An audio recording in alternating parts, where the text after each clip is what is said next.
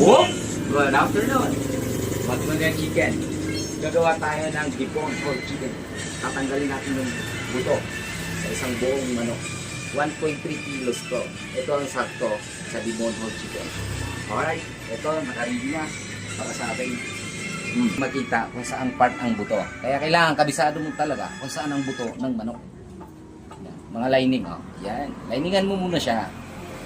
Ang dahan-dahan hanggang sa makuha mo yung pinakabuto.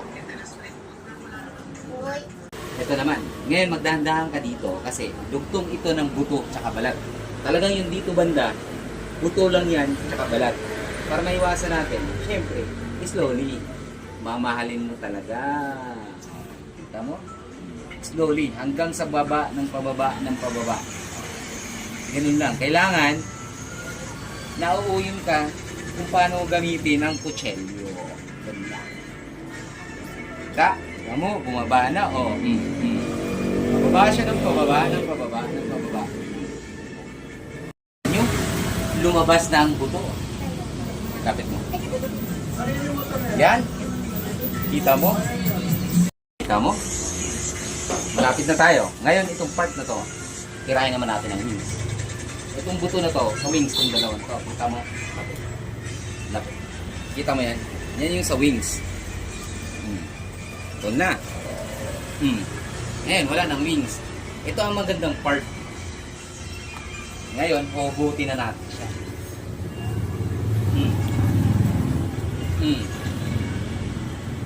Hop! Wow!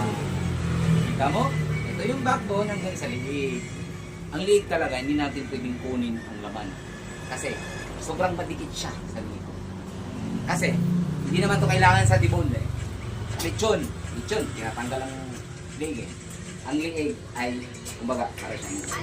Tapon. Tapon siya. Ngayon, ito na siya.